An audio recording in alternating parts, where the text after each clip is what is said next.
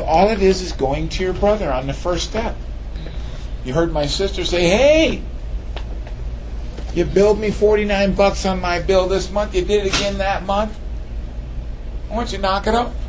You can give me my money back. And here's one we did for another guy named Terry. That page and this one after. And then here's the notice private in the back side of it. On or about January 2000, I was enticed by yourself to invest funds in excess of $200,000 in various business ventures, owned, controlled, and/or controlled indirectly by you. The investments you stated varied from investments in companies called this, see attached exhibits. Said money investments were directed to various accounts for various purposes, all purported to raise money to help with the boat company, Meadowcraft Marine, pay off the mortgage on my home in the approximate amount of $1 million. Listed below are some of the amounts and dates said funds were invested or directed by you. Then there's a whole page on those. And then there was a third page that said something, just another short paragraph. Blah, blah, blah, you didn't do it, therefore, it seems to me you committed fraud. So either give me my money back or it is agreed you committed fraud and you owe me $622,000, triple amount. Of course, they ignored it each time. Of course, on the last one of them, they refused it. He said, now what do we do? It was on the last step onto one of the parties. You mean refused to receive the mail? Yeah, they knew it was come another certified mail or they wouldn't go pick it up. He said, now what do we do? I said, it's beautiful. What's refusal? It's one of the doors. Acceptance. It's agreement. Yeah. Acceptance. That's what they do to. That's what they do to uncivil people. Put that on your affidavit or something? Don't have to. It's the law. I was talking to Juanita about mailing presentments to people, and with certified mailing, there's a checkbox where you can say, I'd like the party or their authorized agent only to pick it up, not someone else. And it's actually you can check the box. It's just directly that one person. So. Oh, is that what it says? Yeah, I don't think I have one, but I might have a card with me. But anyway, go on. But there was some concern. Well, we don't want to check that because they might refuse it. But I was thinking, refusing. I don't want to check it because they might be out or something and they won't get it. So because notice to the agents, notice to the principal. Yeah, if it got delivered there, that's why I just leave it blank. I don't want to have any specific one person pick it up. I thought it said authorized agent or principal. Nah. Somebody have a green mail card for certified mailers with them by any chance? I don't have a green card. Or just a return card? I don't have a return card. I just have. Or a copy of a return card? No, I only have the original certificate. Just a little receipt. Yeah. No, on the green card, the return card. Yeah. But nonetheless, please rest assured, the government loves it when you stand up. Now, they may not like a in-your-face Robert Menard approach, which is not very civil. I like his message, though. I like the guy. He's saying the right things. But I think we can do it with humbleness and love and some honor. Rest assured, you go to court, you can say the right things, and if you don't do it in honor, you might not be getting your remedy. Because you have to merit the reward, right? Mm-hmm. So I said your paperwork don't have to be exact. Don't even have to be correct. I said it was correct. Somebody saying it isn't? Kind of interesting. And you have to play the game with sportsmanlike conduct. Yes. Do you merit a reward? Have by conduct a claim to. The judge will decide whether your conduct warrants your fulfilling your claim. You have to go low to get high. You have to be humble.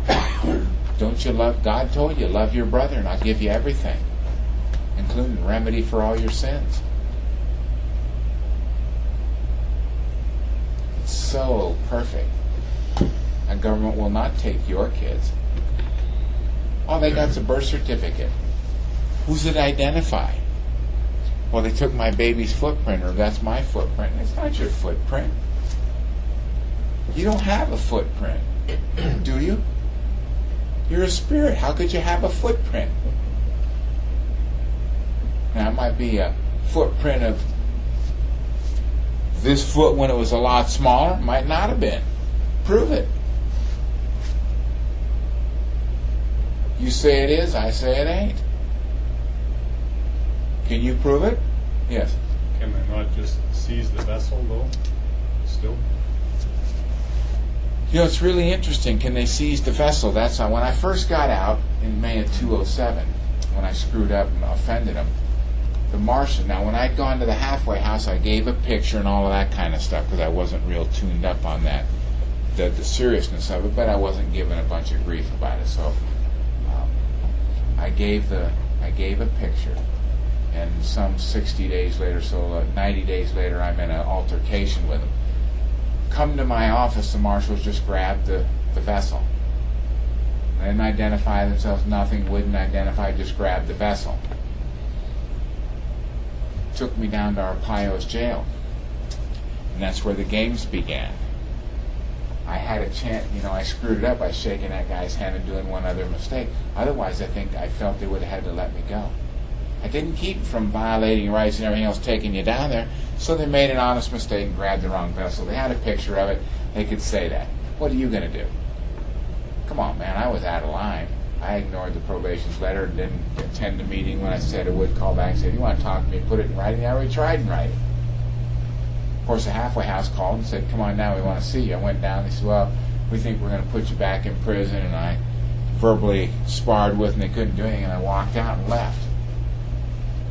And they called over to the office where I was at, picked up, and the guy got on the phone. I beat him again. Then the head security guard called, you got 24 hours to be back here. Click. She wouldn't talk to me.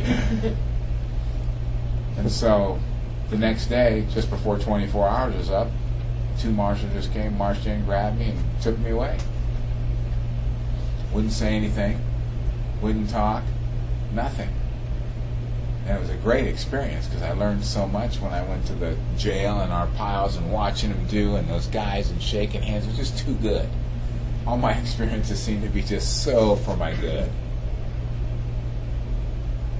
Kind of like Romans 8:28, we know that all things work together for good to them that love God. Right? So, what would you pay for all those experiences? The average guy can't deal with it. Oh, God, jail again? Yeah, let's see what you got. I don't want to be there, believe it. But, it just seemed like so much good come from it every time. That's why I got the attitude I have of it. And there were times like, when is it over? It's never over. It was a classic one getting out of MCC San Diego. Remember that I defeated the 2 cases of supervised release, but I got a couple of contempt charges I'm doing 10 months over. So while I'm in there, the whole 10 months they're haranguing me for a picture and fingerprints. And I won't give it to them. And about 8 days before I left, the head unit guy calls me in. And he says, you have to give a picture. And you have to do supervised release. And you have to pay some money on this $4.8 million. Just pay $5, anything. And I had $600 in my commissary account that friends had put on my books, but I couldn't spend it because I was on restriction. So he says, just pay $2, $5, anything. I said, why would I want to do that? He says, I have a court order. What are you going to say to that? I says, well, let me see it. Says he's got a court order. Let's see it. So he goes rummages through all the stuff.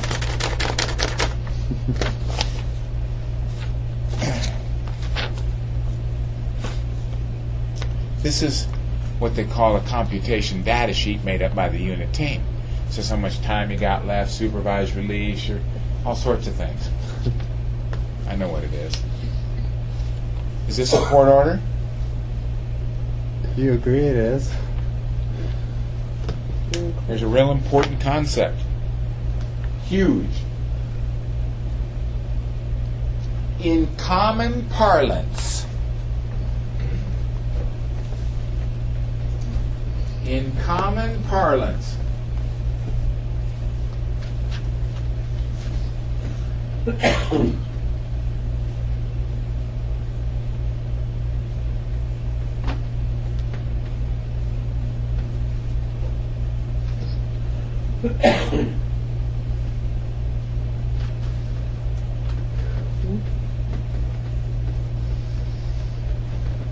is synonymous with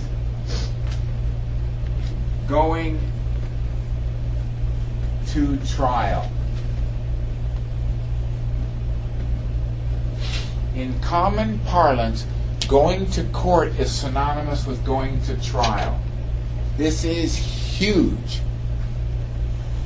The IRS sends you letters. And after about 3 letters and you've ignored them, you have your bank account levied, or your home has a notice of lien on it and you lose it eventually, right? Do you all agree with that? That's what happens in America. You were in court with the IRS. But in common parlance, common talk, people think when you're in court means going down where you're actually in trial, attesting the public side, you see? Does that make sense to each of you? When you're doing your administrative proceeding with somebody, you're really in court. So when the Chase Bank or a Visa card group sends you a bill and you send it back and they send you haven't paid it and you conditionally accept and they send something else and you send back again, there's your court record. When you eventually get called into a public court, let's call it, a trial area where there's a black robe judge or something, that's going to be a trial. And if you got your record and it goes in there, what can be put into an appellate court? Nothing but what was in the lower court, right? The record in the lower court's all that can be put into an appellate court. You can't introduce new evidence and stuff. So when an IRS has sent you a bunch of things non-file, you could be subject to a criminal prosecution for willful failure to file. You ignore those letters and then you get an indictment. Anything you say subsequently, they got a private record that says you're guilty. You willfully failed to file, don't they? You're toast. Because that when you go to that court, that's your first appellate court. That's your first appeals court.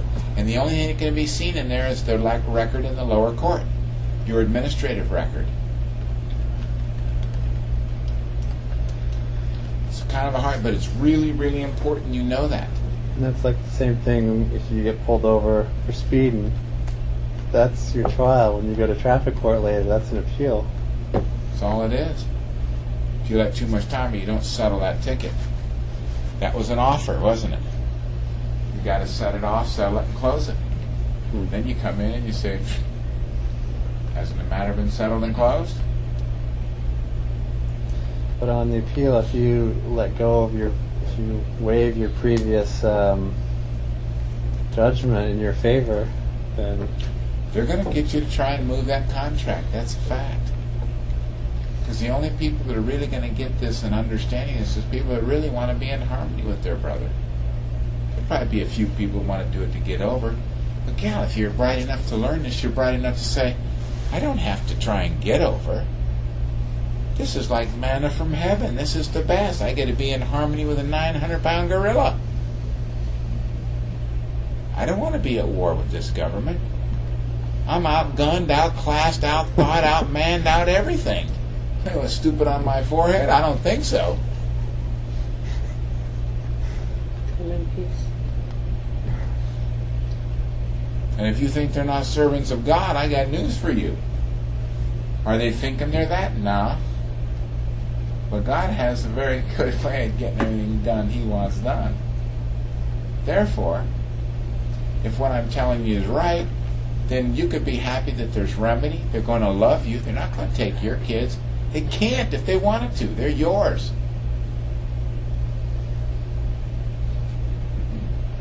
But I'm not in there answering questions. I'm going to make a claim. And you'll know how to make a claim. A complaint is not a claim. Think about what the girl in the divorce with our friend in the divorce deal. She wanted an increase in the money that she was getting monthly. So she put in a complaint with the court. I'm not getting enough. Give me some more. And what did that guy do? Instead of saying, hey, I conditionally accept your offer to hear it again upon proof of claim that the record attached herewith, which is accepted as a binding contract, hasn't already settled that matter. And then when you come in, well, what's the record and pleading say, Judge? Well, look, we've got to talk about, and where's your attorney? Well, as intervener, what do I need an attorney for?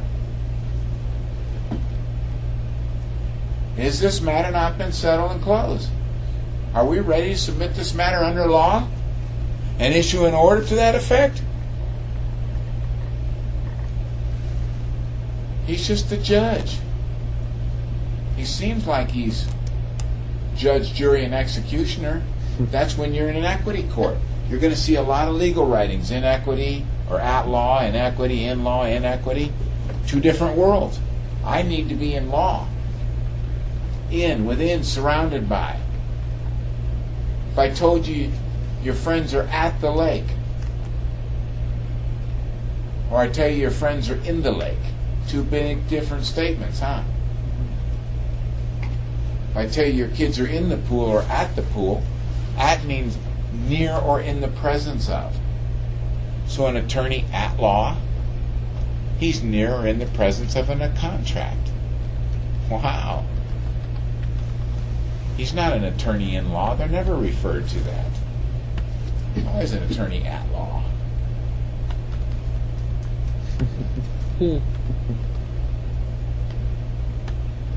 An equity court.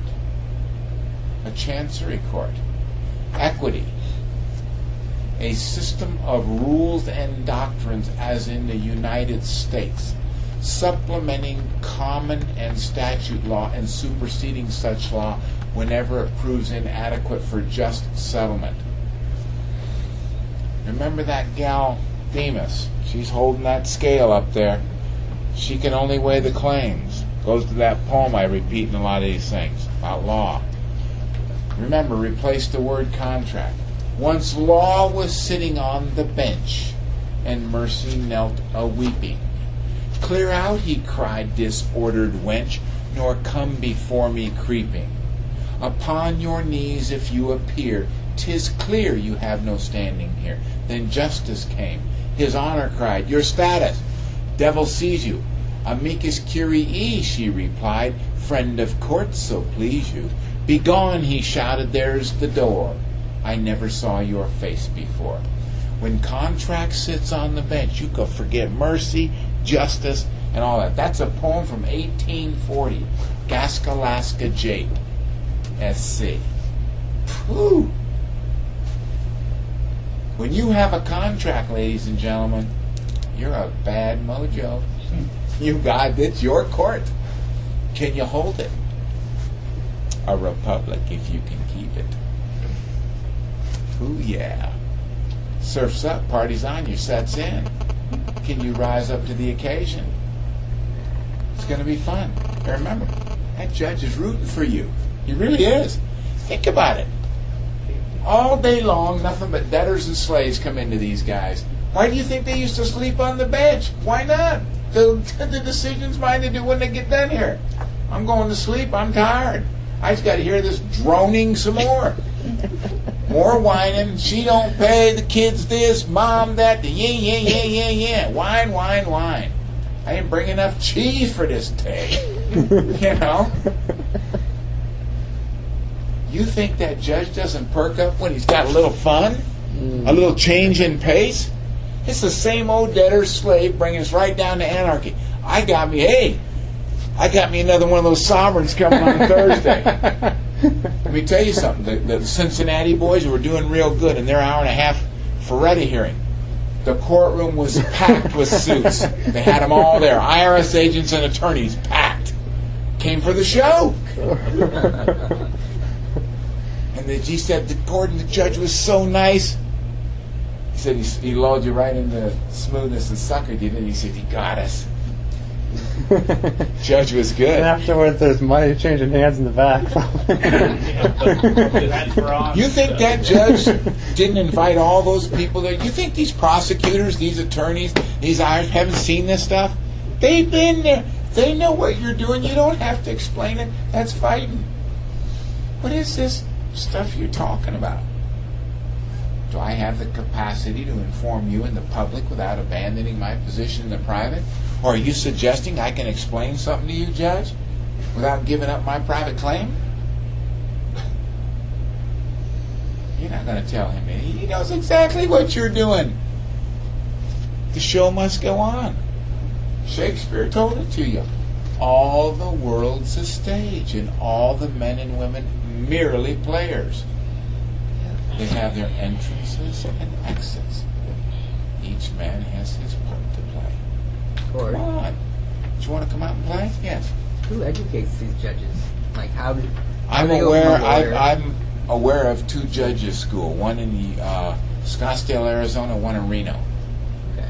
Plus, they probably get tested on the way I to. thought they were appointed. Are they not appointed?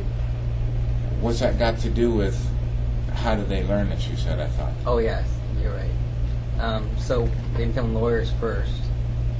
Probably. Yeah, and then they just go to training center or school to become a Well, they judge. learn enough about what the real game is, and Okay. they rise up and they see how their career's going. Somebody appoints them. Yeah, These so I was guys thinking- understand commercial law. This one's real good.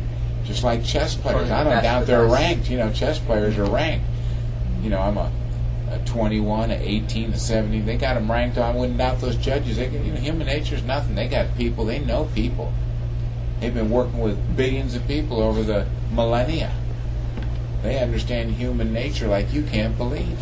And these judges, if they're a good judge, do they understand commercial law? I don't believe that all judges, meaning a lot of the magistrates and things, might be as versed in it, but they're getting versed. But those federal judges, count on it. They absolutely understand it. And I don't doubt every one of those state judges do too. You're not going to be a judge if you can't judge. What are we judging? This game is contracts. Is jurisdiction. There isn't. What else could it be? If I'm not Gordon when they invite me in, I can't say I'm not him. I can't deny. I got to be civil. Have I not been out sailing the Sea of Commerce with his license and credit cards and utility bills and everything else? I've got a duty. That goes to obligation. Duties and rights. I love that word, obligation. Remember the old Westerners used to say, much obliged? Yeah. What did that mean? Yeah. Kind of everybody thought it meant kind of like thank you, right? Much Yeah. obliged. Come over and help you herd the cattle, much obliged? Hell no. Obliged, obligation. I love this word. Obligation. The best definition I've heard that I like is that which constitutes, and this is really good, that which constitutes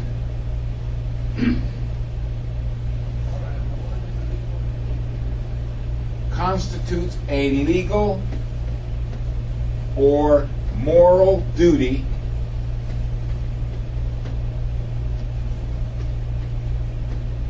and which renders a person liable to coercion or punishment for neglecting it.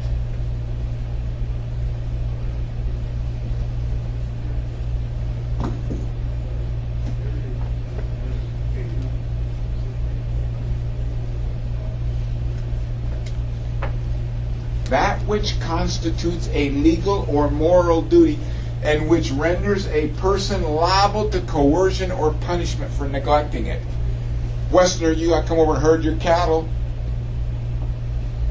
And the guy say, much obliged, I'm obligated. That's right. When it's time to herd my cattle, you better have your butt over here. That's right. But obligation. So, what happens when you accept an attorney or a favor? Don't you become obligated? And therefore, that's a legal or moral duty, and it renders you liable to coercion and punishment for neglecting it. That's how they can throw you in for taking something and put you under their deal. You had either a legal or a moral duty to pay for what you took. That's law. That's only right. Yes. When you accept an attorney, there's an implied contract there, and you're receiving benefits. But if Implied, that's an express contract, baby. okay, But yes, you got a contract. but I mean, you're waiving your rights in a sense because well, you're doing that. when you take an attorney, yes. But like if I give somebody a birthday present, that's not an I don't think of that as creating an obligation. It really doesn't, not in that sense of the word. You're right. I do you a favor, you're not obligated to me. And isn't it interesting that Right. the word thank you and then you're welcome? Webster's has a wonderful definition of you're welcome, which is a standard reply for someone saying thank you, which means you're under no obligation for the favor given. God, it's so cool. Welcome. Welcome means, yeah, in that context, let me get it to you here. Give you the exact definition. You're under no obligation for the favor given. Let's see how they word it here.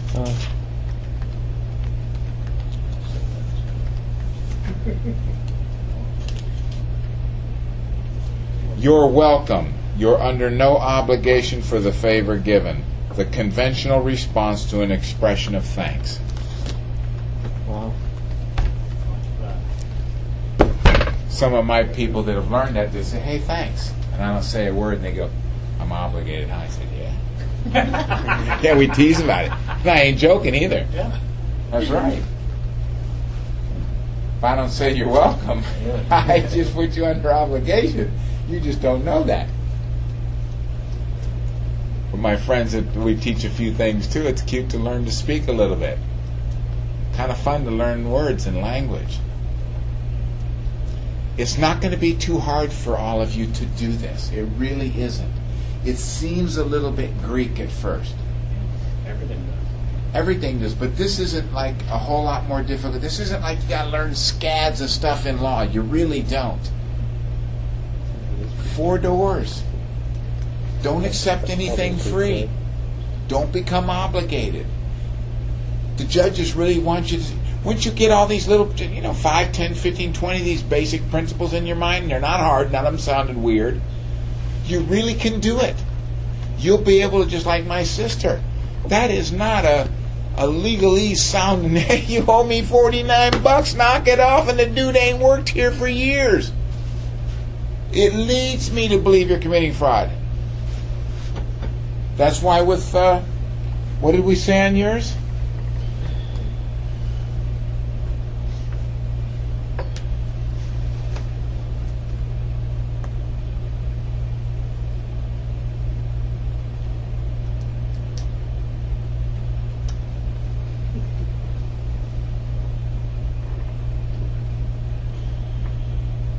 Further attempts to collect on account already agreed as set off, settled, and closed leads me to believe you may be committing fraud.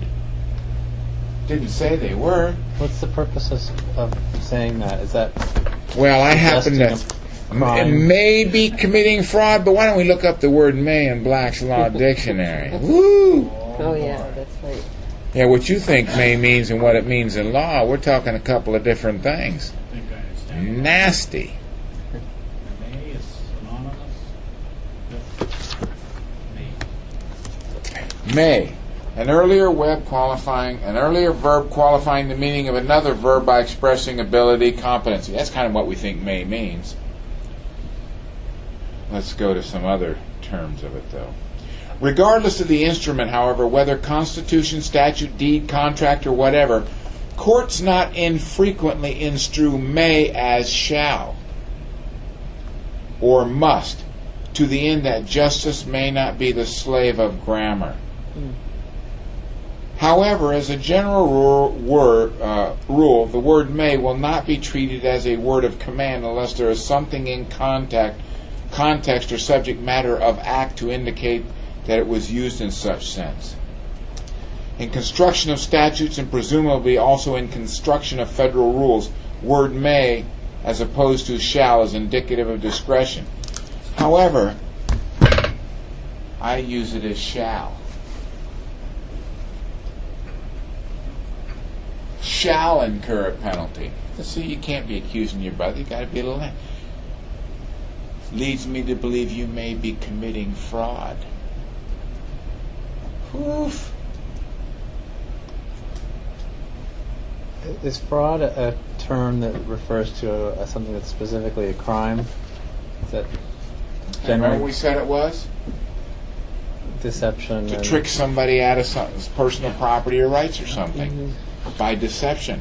But in this context, you're using it to suggest that a crime may have been committed. Yeah, I paid you and you're continuing to try and collect on a debt that's already been paid. You know it and I know it. So not only am I have a claim against the person, but there could be the 900-pound gorilla, government, if a crime has been committed. If they don't rebut that presumption or something. If they don't rebut that comment, it stands. Now the gorilla is on their side. Remember, public policy. So if I win this, I'm not going to run on screaming at the treetops. I don't want everybody doing this. Because all they want to do is just do it to do it. They're not trying to get in harmony with their brother. Do you think if this is successful, she wants to run out and get credit cards, run them up, and blow them off this way? I don't think she intends to do that at all. There's some people that want to do that with their credit cards. Go get another one. Clean my credit up, go get another card. I'll just do it again. That's an admirable goal. That's not like you're really being an honor. Where's your heart? So is the purpose of this to close the account? I'm closing them all. This one is to close, but a lot of them I just soon settle. Settled. What happens if you just want to pay off the balance and keep the account open? That's what most of us want to do, and that's what we're working toward, is to get that, to be able to utilize that exemption so we can do just that. That's preferable. Right. Yeah, because we want to be able to use a credit card and get around. Can you imagine that if we can get people's heads right and attitude right, you got a credit card, and let's say it's an unlimited card, right? If you're a conservative guy, you love your fellow man and God, how are you going to use that card? Yeah, I'd use it on all my meals. I'd buy a car every couple, 2-3 years with it. I wouldn't be out buying everybody cars that I could and all those kinds of things. It's not doing them any good, right? But Some people what would it would be do to the doing economy? It could kind of like people say, what if you just did away with all the money today? And everybody kept doing what they're doing? Wouldn't everything be just fine? Yeah. But until people are ready to live the law of consecration, and I'm not unsure that we're not being pushed into that direction right now anyway. There's going to be a lot of people that are really geared for having their exemption number and utilizing it. And the government's going to have a list of people that are deserving of it and pass. This is where merit or reward is going to be. So I might one day be able to find that my credit cards are being able to be set off and the payment made stay open where yours might not. Why? Because somewhere in there, somehow I've been judged responsible to use that and keep people working, right? Because you can't just have everybody working in that one vein producing products. You have a proliferation of products. They pay farmers tens of billions not to grow every year because we'd flood the markets with food and there wouldn't be a stable economy and all sorts of stuff.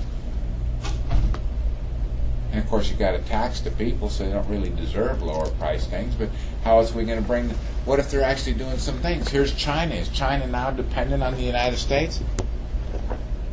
Yeah, absolutely. Customers. We consume their stuff, keep their people working.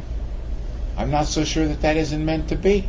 And they can then bend China and their human rights into being more democracy and people and this and that. Otherwise, China's got to do what with their people? Like, what they do in the 30s, 40s, 50s? Would they kill 30 to 80 million of their countrymen? Numbers are as low as 30 and as high as 80 million. And no idea. Man's inhumanity to man is rather interesting. This is not an easy place to run. So I wouldn't be so quick to condemn this government of anything. 3,000 people dead in the Trade Center. I can see a whole lot of reasons why to do it for the benefit of all. You and I don't like being inconvenienced at the airport, but I'm thinking about all the crazies. These people, what do you mean? They wouldn't do that. Yeah, they do. They get depressed and they kill their kids and their wives and commit suicide all the time. What's wrong with these kids that go murder other kids at school because they got picked on? Hell, school, all those little cool-ass little bastards do a good service. How else you going to learn about people, man? When you're a kid, you're a sponge. You got to learn about these things. What if everybody was a nice guy? And you come out of there as a young adult trusting everybody, thinking they're nice guys. Hand them your paycheck, money on, and you'd be getting stripped and you'd be lost.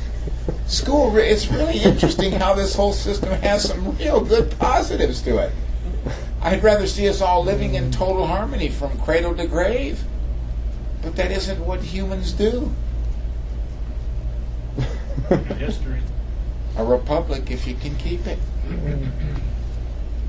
God, think about Teddy Roosevelt, his comment. We of this mighty Western republic. A sovereign cannot make excuses for his failures. Can you live with that? You know, I had the wife divorced me when I first went to prison because 9 years and 3 months seemed like forever. And she got conned out of the $30 million, the family fortune, and trusts, and notes, and buildings, and everything else. And I consider 8.10 years and $30 million and a wife a pretty cheap price to get this education. Is it? My opinion, it is. Why? Proverbs 3:13 through 18. Happy is the man that findeth wisdom, that getteth understanding. It's better than the merchandise of silver, and the gain thereof than fine gold. She's more precious than rubies, and all the things thou canst desire are not to be compared unto her. Man, I'm wholeheartedly into that. What care I? This worldly stuff in a big sense. I don't. Wouldn't it be nice if we can all get to that level where we're working to help them out? They got inventions they don't let come out because it would destroy whole industries in the world. That's right. Right? We can't have that. We got to. What is government's job? Under Keynesian economics, which hold that full employment and a stable economy, depend on the continued governmental stimulation of investment and spending through the adjustment of interest rates, tax rates, and deficit financing, etc. God, they ought to make the tax code easier. Man, that would unemploy how many tax guys we got and lawyers working on that and all this stuff. What are you going to do with people when they got plenty of stuff? It just takes a few people to grow food today. They got to pay them tens of billions not to grow the stuff. Or burn it. And what do people do when they still have time on their hands? Man, they're scamming on their neighbor's wife or husband, or down at the strip joint, or into drugs, or crazy things. Govern yourself, or it will be done for you. Count on it. And it is. Hell, they drive drunk, and they haven't even got the good sense not to drive drunk and kill their neighbor. Who thinks they can drive under the influence with any kind of reasonable care and concern for their fellow man? None of those alcoholics can sit there and tell you, yeah, I can. When they're sober, they're not going to know. They know they can't, but yet they continue to do it. Thank goodness for this government. A strong, powerful government. Especially protect us from a bunch of dictators. Because that's what we would be living under, monarchs and dictators. We're all fearful of one world government, right? It's here. Thank goodness. I love it. What is it? Contract law. Contract law. Now you're talking. Think about it. All that matters is that we just didn't know the rules. How could we play the game? A sophisticated game like life without actually knowing the rules. Man, now that I know the rules, most of it, I'm just jazzed. I truly love this government. Have respect for them and their stuff. I want them to respect me and my things and my children. That's my child. How come we've been so misled all these years? hide all this stuff from us? They hide it all. Let's look at, do they really hide it all? Well, in plain sight, and then public school system there. Let me see. John Stuart Mill in 1850, a book called On Liberty. Almost mandatory reading for the longest time in school, right? In it says, anybody sends their children to public schools is a fool. I looked up fool when I read it. It said victim of a trick. 1850, they told you don't do it. Don't send them to public schools. But they'd be like a lot of parents, hey, we don't need to send the kid to school. We need farm workers. Right? They're hurting their kids. Government put in public schools because the parents weren't educating them. Think about it. Go back to them Kentucky hollers and some of those people in Texas and stuff, in the deep areas in the deep South and stuff. And man's inhumanity to man is not rivaled anywhere else on the planet. They didn't do anything to us. We did it all to ourselves. They've been telling us all along.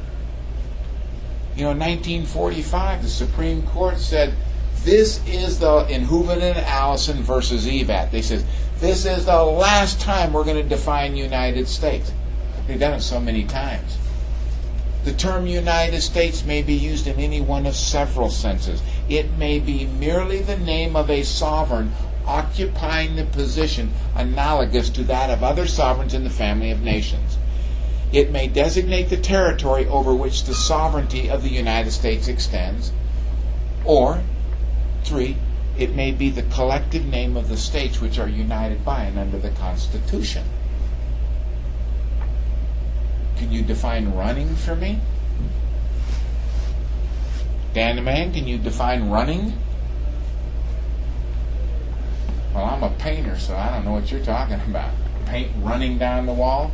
Politician running for office, your nose is running, the athlete is running, the motor's running. My gosh, context is everything, isn't it? How did it disturb the United States? How confusing is it? Well, so's running. No, it isn't. You're just not used to speaking law and understanding that words have lots of meanings, and context is everything. Wow. And in fact, the term United States is used and defined 31 different ways in the United States codes. It says in this chapter, it'll be defined as Samoa, D.C., and the conterminous 48 states. Over here it might say it's just D.C. and Hawaii. And over here it might say it's Hawaii and Alaska. Oh, well, then it makes sense, doesn't it? Yeah, because they're saying different things in those different titles, and they relate to different subject matter. But people think that they're trying to trick us. No. Just get tired of trying to teach y'all grammar rules and basics. And we got some cities and counties where we got 50% dropout of high school kids. Dang. Do you think these kids don't know that if they don't finish high school, their life isn't going to be more difficult? But they do. They still drop out in droves. They just can't do what's good for them for their life. You got to be an idiot to think you're going to drop out of high school at 9th grade and do good in life. Sure, well, Dale Carnegie or Andrew Carnegie did the steel magnet. That's then, not now. And back then, they matriculated to Yale and Harvard at 14 and 13 years old. So you had quite the education even by then. These are different times. It's the best of times. And if you can get the true picture of it, you're going to love this government and the Canadian government. You're going to love the IRS and the CRA. You're going to love this game called contract law because you're going to start getting remedy on all your stuff. Walmart doesn't want to cash a check because I don't feel like giving a Social Security number. That was a nice one. I like that. I got paid good on that one. It took 10 days to collect from them. They understood law real well. That's what I like about Walmart. Took Western Union less than 8 hours to settle up. I like these guys. But don't go in there whining and groveling. Go in there asserting your rights. I had a little deal with Western Union. Some money was transferred to my bank on a Saturday. Sunday it wasn't there. Sunday evening I get on with my guys. I said, you do? He said, yeah, we wired. I said, well, you got the paperwork? He says, yeah. So let's get Western Union on the line. So we're on about midnight, Sunday night.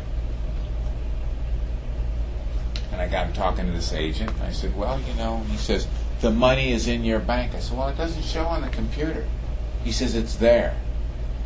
I said, well, my bank's pretty good about those kinds of things. So I'm a little concerned here.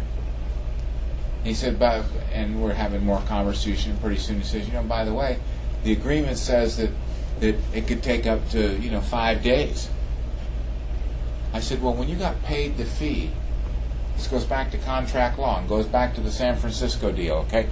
Remember, they got legally married 3.5 years ago, but she thought she was married 11 years ago.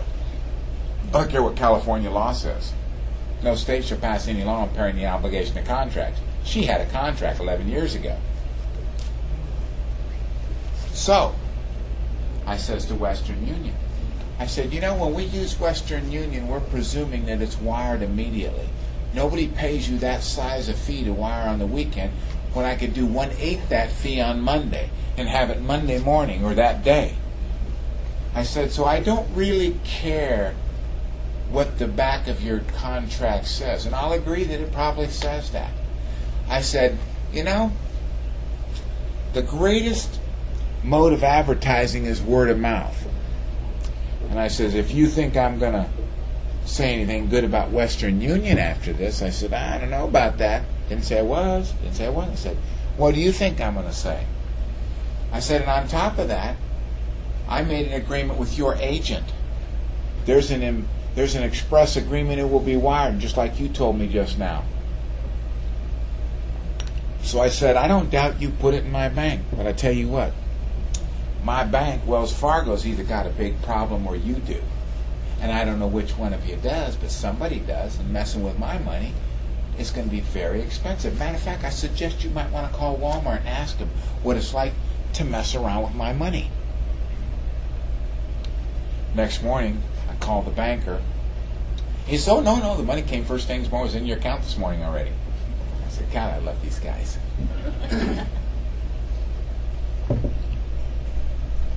Yes? I'm not sure if I heard the story about Walmart. Could you tell us about it? I bought a cashier's check for $186.40 at a Walmart near where I was living and working.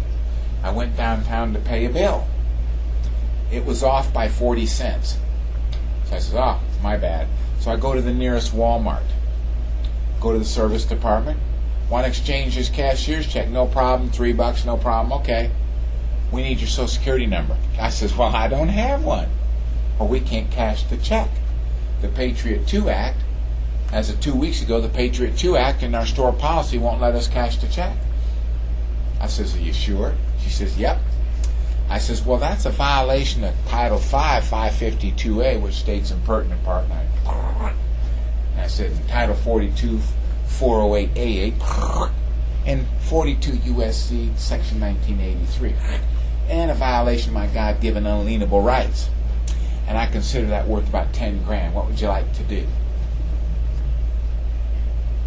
I said, may I speak to your supervisor? Supervisor comes, I give the same offer. May I speak to the manager? Same offer. May I have the number, district manager, and phone number. Now, I call the district manager, talk to your employee, talk to your supervisor, talk to the store manager.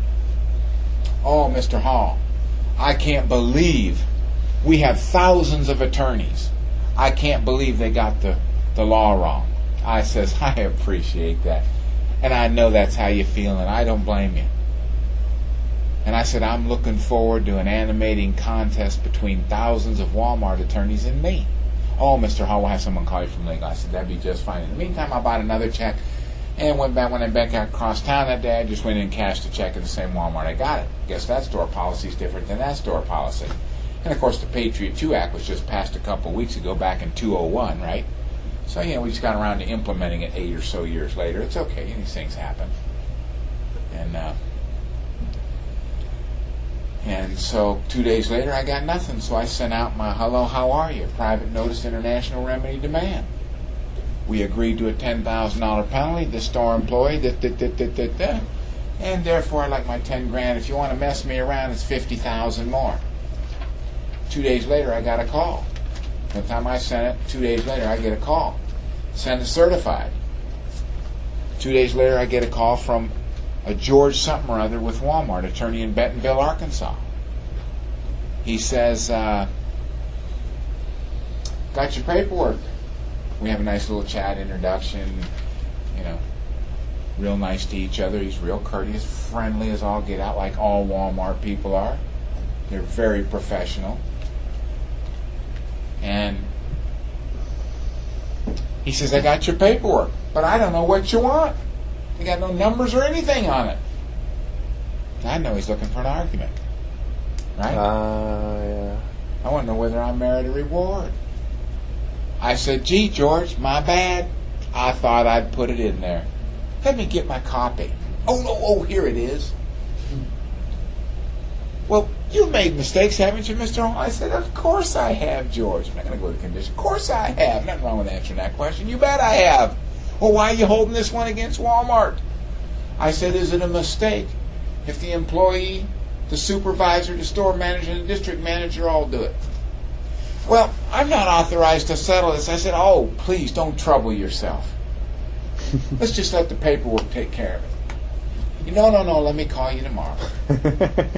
Calls me the next day. Hi, how you doing? Good. How you doing? I go here. I says, he says, well, what do you want to settle? I says, well, wasn't it in the paperwork? He says, oh, come on. What do you take? I says, are you making me an offer? He says, how about this much? I says, I don't think so, George. He says, well, I can't bid against myself. I says, please don't trouble yourself. Let the paperwork take care of itself. He says, how about this much? I said, if I receive the money forthwith, that means immediately. He says, someone will be in contact with you tomorrow. Next day, no call. Next day, certified matter with the money in it. 10 days from start to finish. I like those guys. I'm telling you, commercial law is good.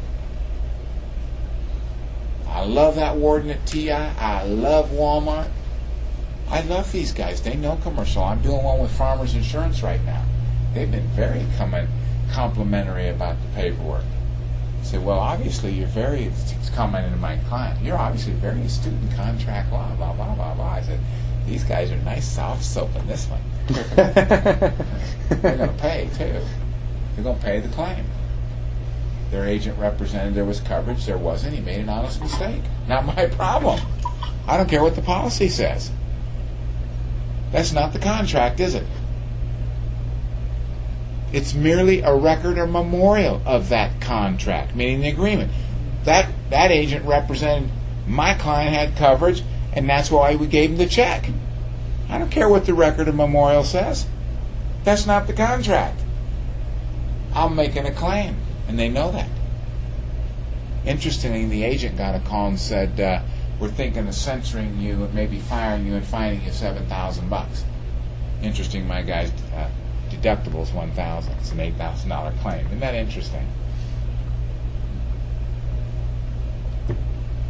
It's all about contracts. You married people, you unmarried, you make agreements, commitments.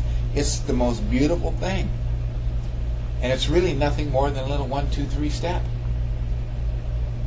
Now, it's a little more nuances when you try to get into getting it enforced in a public thing here or there, but there's all sorts of ways to enforce it on the private side, and you'll learn how to do this. Don't worry about getting it all. I got to know how to. You'll get some samples from Juanita and us. Here's what we did on this one. Here's what we did on that one. Here's how we filed this. You can do the same thing. Got the warden's attention when I filed it with the UCC division of the Secretary of State's office. It hit his credit report. That's what locked him up. What do you think would happen if you had a large judgment hit your credit report? What do you think is going to happen maybe to some of your credit cards? You think the credit card companies don't consider revoking them now when they see a big judgment? It starts to affect you commercially, doesn't it? You bet it does.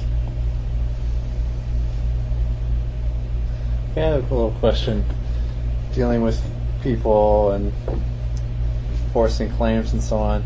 Don't people come up with like limited liability company to protect themselves from any personal liability things and go ahead. It's lawyer Lawyers Yeah. have their bar insurance and things. And, Yeah, that's all great. What's that got to do with my contract? But you can still make a contract with them as an individual. Oh, heck yeah. What's that got to do? I had a contract going with the president of Walmart and the store manager and Walmart itself. Why do you think I got a little attention there?